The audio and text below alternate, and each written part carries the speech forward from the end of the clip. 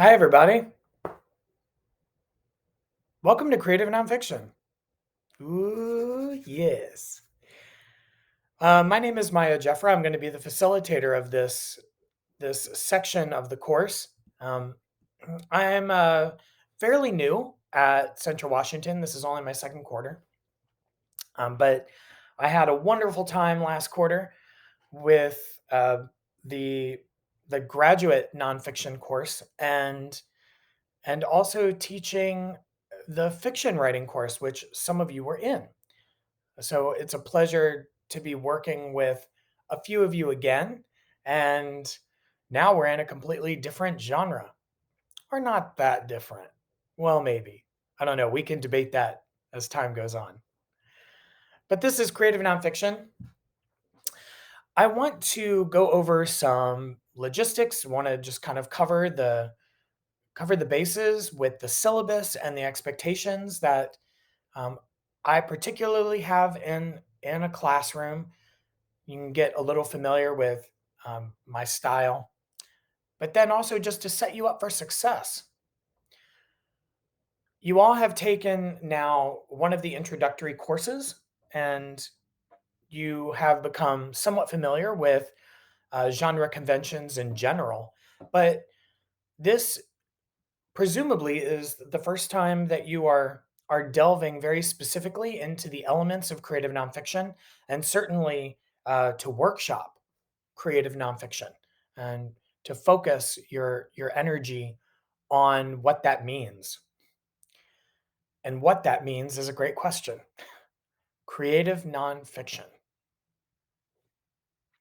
I think we should emphasize more the creative part than the nonfiction part, to be honest, because creative nonfiction, or CNF, sometimes I'll refer to it as, I mean, it runs a gamut, y'all. It can be anything from a scholarly essay to a lyric essay to memoir to even what we call autofiction, which is a fictionalized account of real events. Um, we also have reportage, which is very Truman Capote. Maybe you've heard of Truman Capote. Um, but the idea of taking something from the news and then spinning it into something that has a fictive element. I mean, we run the gamut here.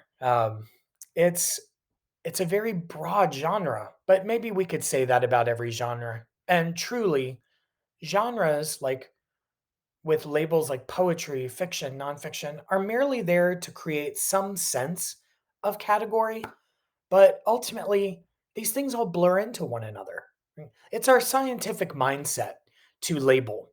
And while the label can be helpful in terms of navigating and assigning a set of characteristics and values to something, ultimately, we're artists. So we tend to defy conventions. But it's good to know the conventions.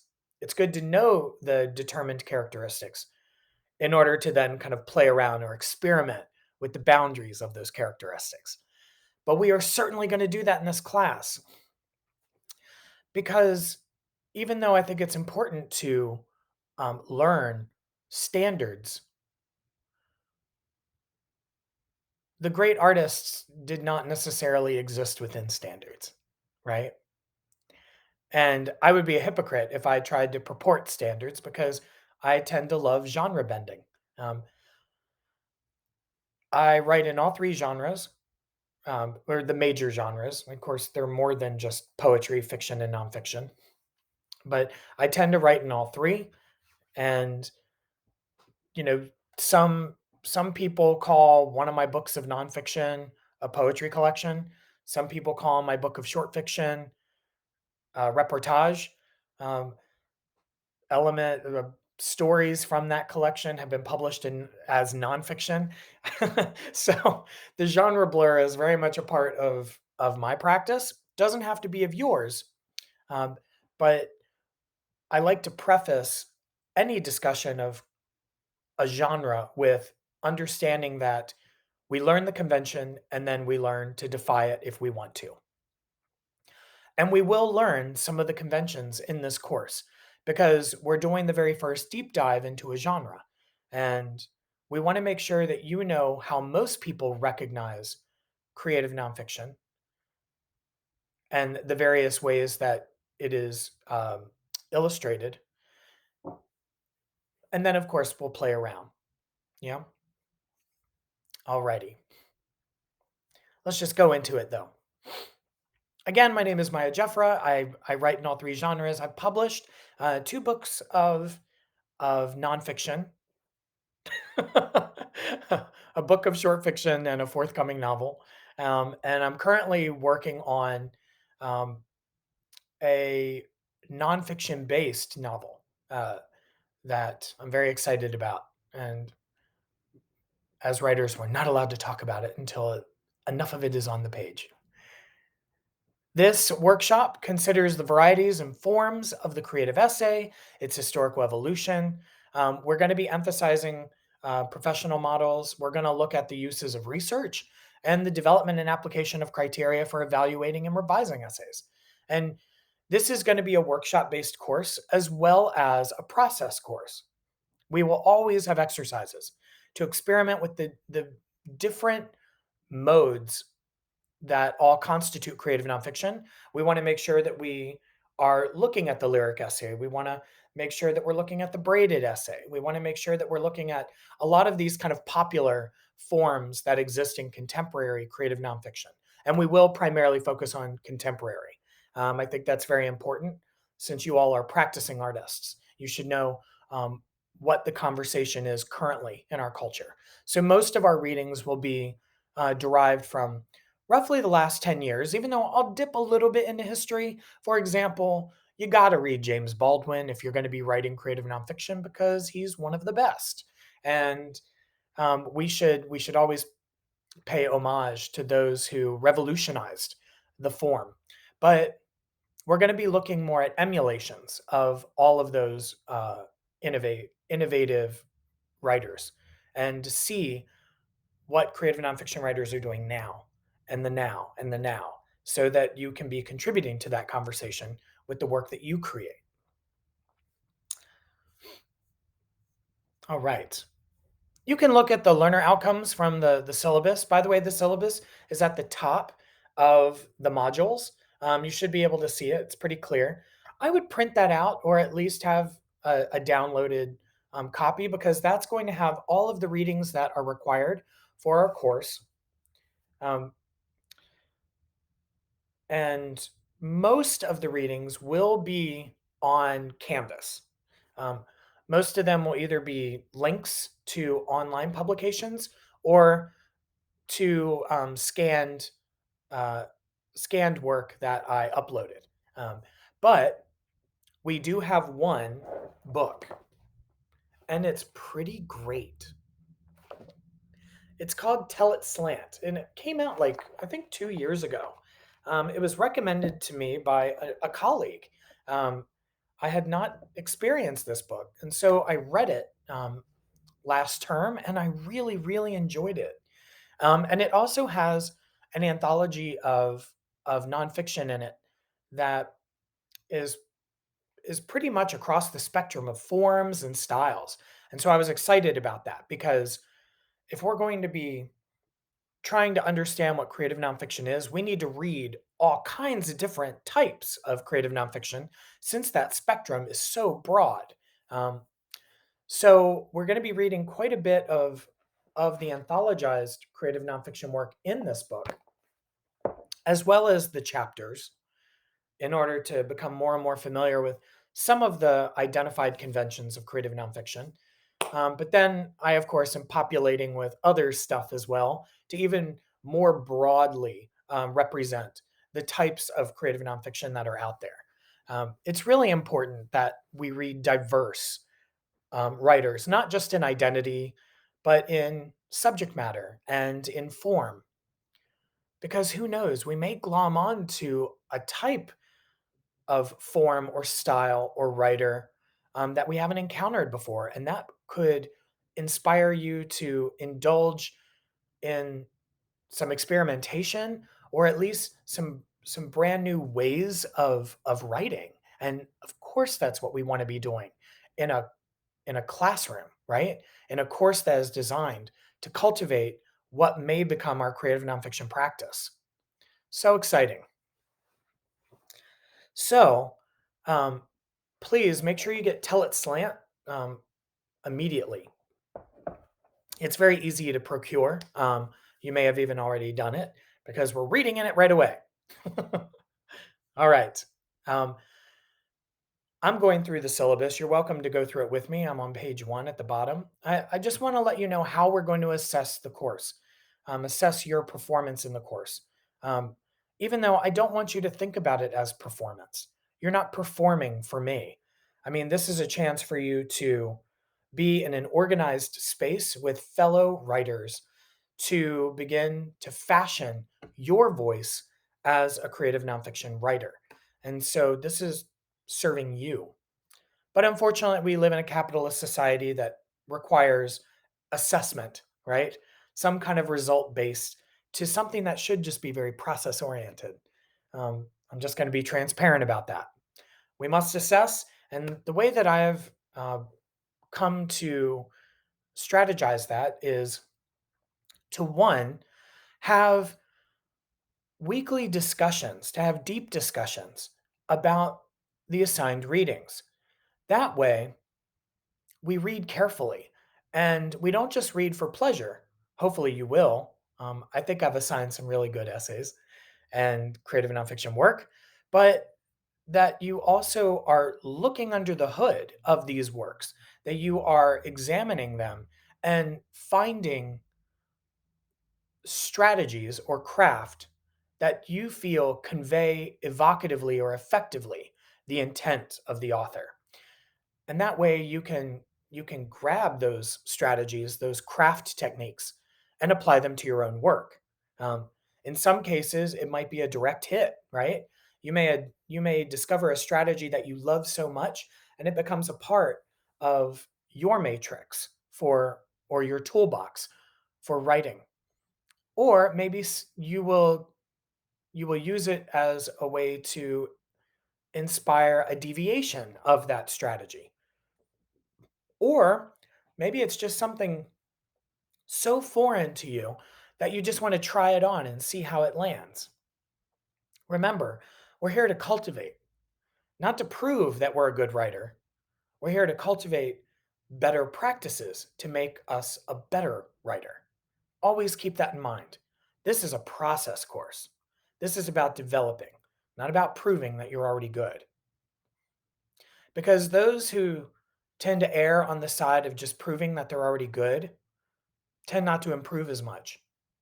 Become a container, become a bowl, become a receiver of information and inspiration rather than someone who is asserting what they already know.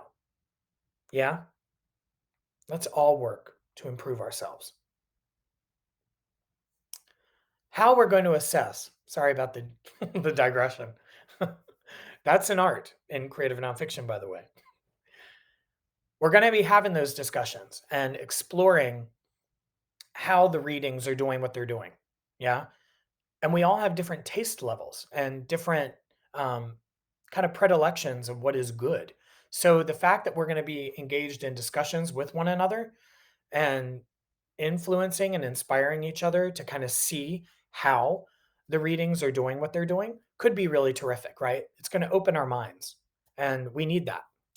Then we're also going to be doing weekly exercises. These are low stakes, they're ways of experimenting, just kind of playing around with different forms or different considerations or elements of creative nonfiction so that we can hone our craft a little bit further by expanding the breadth of what we're willing to do.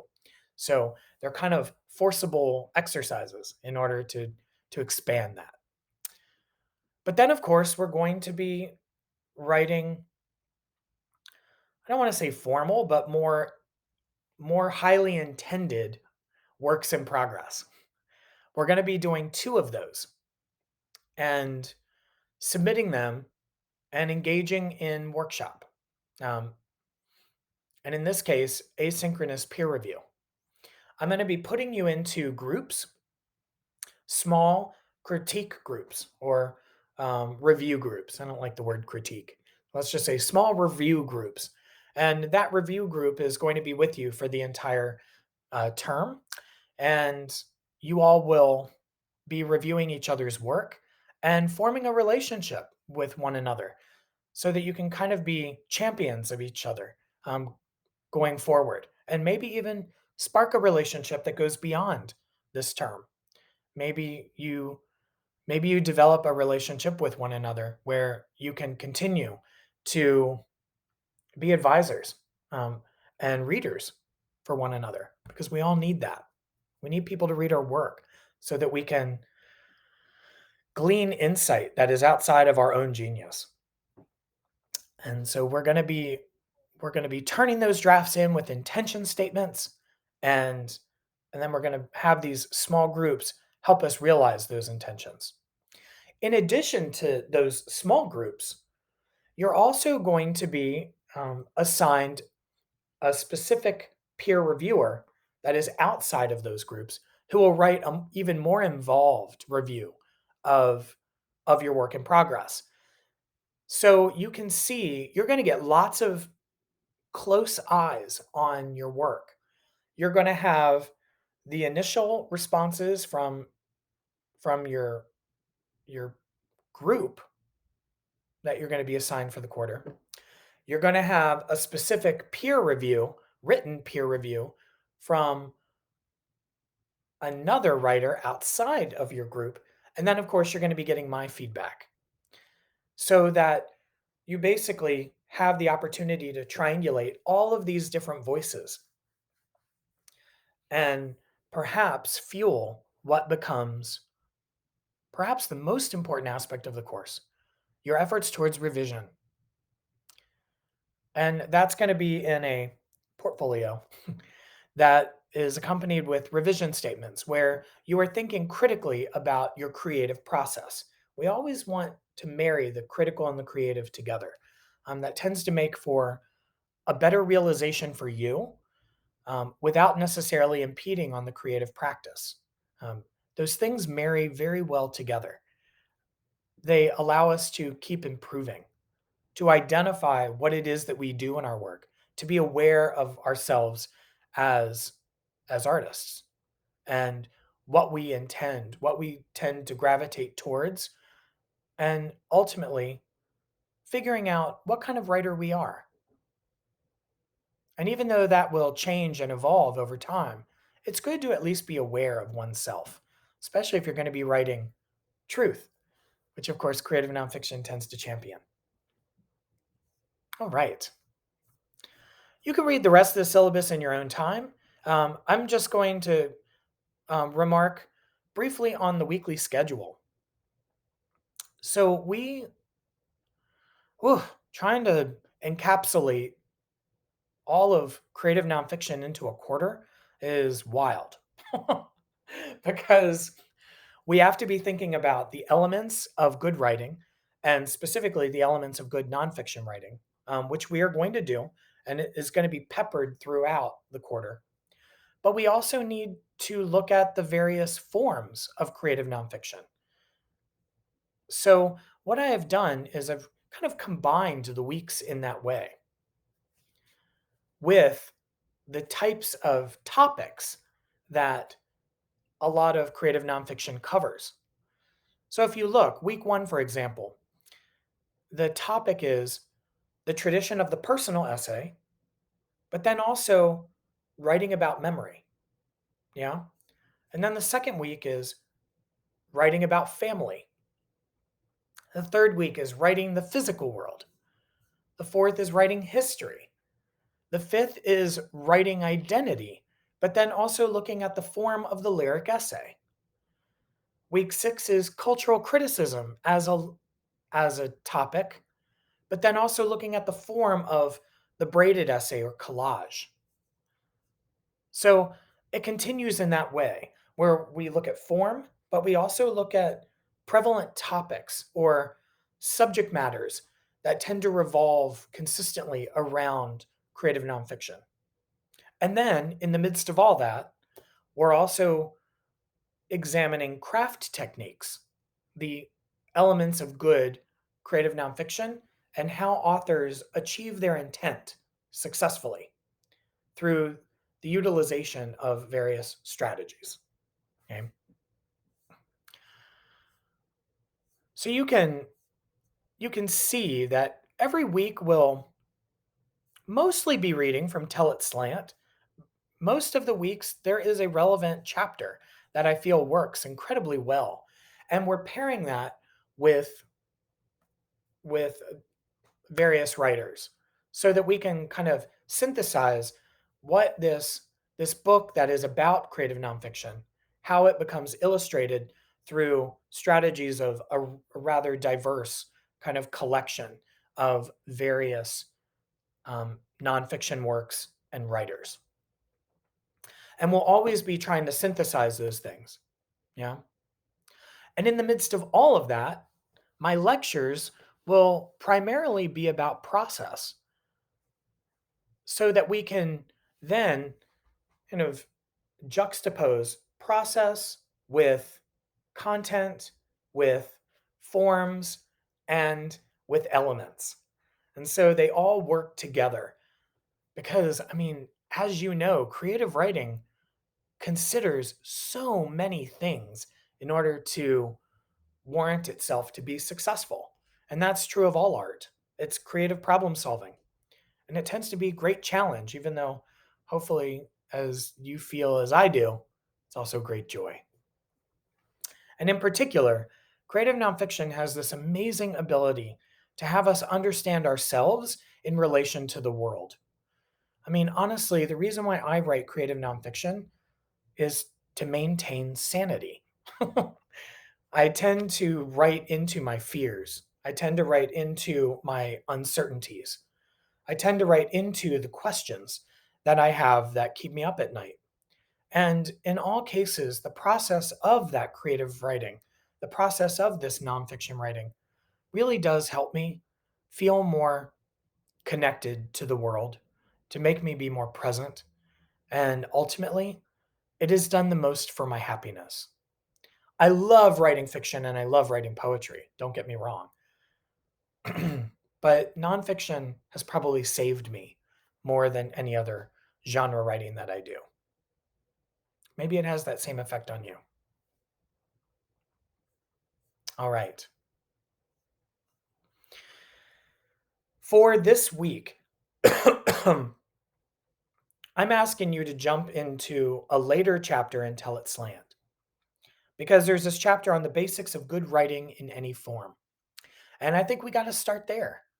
There are some universal aspects to creative writing, no matter what genre you're writing in, that are relevant, that just make a good writer in general. Obviously, these are arguable and they might exist somewhere on the spectrum of importance, depending on the kind of writer that you are. So I will never purport that there is some like universal hard, fast rule for being a good creative writer. But there are some things that do emerge. And one of them is that adage, show, don't tell, right? And so what I like about Tell It Slant is it talks about that show, don't tell rule in within the vein of creative nonfiction. And this chapter also talks about the balance of scene work and exposition, which is a very interesting relationship that exists in all creative writing, but in nonfiction in particular, because it's dealing with truth or what is real, um, there tends to be a constant struggle with how much we explain versus how much we show. And so Tell It Slant does a nice job at exploring that and bringing it to our awareness. The chapter also talks about the specificity of experience, which is really important. Where do we get specific and where do we get more universal or general as a way to activate our audience? So, those tensions, those dynamic tensions or dialectics that exist in nonfiction are explored or introduced in this chapter. And we're definitely going to look at them more deeply as we read more creative nonfiction and how those works attempt to achieve that balance and where that balance needs to lean depending on the intent of the work. It's never just a hard, fast rule, right? It becomes relative to the intent of the author and certainly to the subject matter and the style in which they want to write. Ah, everything is so kind of amorphous, right? And that's why it's always activated creative problem solving. But we also want to be looking at other elements, considerations when we go to write creative nonfiction, like character or persona. Yeah. Even if it's the author who is the speaker in the work, as is often the case in nonfiction. How much do they want to reveal? What do they want to reveal? What is important to reveal? Oof, super important. Dialogue. Where does dialogue come in? Is it necessary? And what does it achieve? Point of view. Even though a lot of times nonfiction is written from the author's perspective, um, that point of view can be modified, right? And certainly the point of view choice helps affect whatever the intention is of the writer. And then, of course, thinking about structure. What form do we want this nonfiction to take? We are definitely going to be exploring some of the more popular forms that have existed in contemporary creative nonfiction. Um, and hopefully, we experiment with each of them and see which one feels right. Or we think about, okay, what is the intention of this nonfiction work? And then we choose a form that we think would best act as a container for those ideas or for that intention. And then lastly, the sentence level. Are we choosing to write lyrically? Are we choosing to write more journalistically? Somewhere in between? We have so many different styles of writing, and we want to be thinking about which one would work for what it is that we want to convey. Yeah, we're going to experiment with all these things. So much to do. So, for this week, since it's a truncated week because it's introduction week, we first have to get to know each other.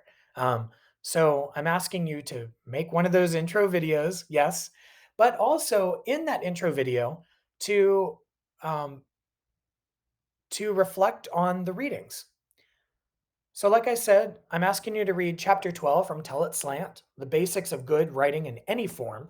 Yeah. And then I'm asking you just to write or to read one essay. This is by Joanne Beard, who is a dynamo of an essay writer.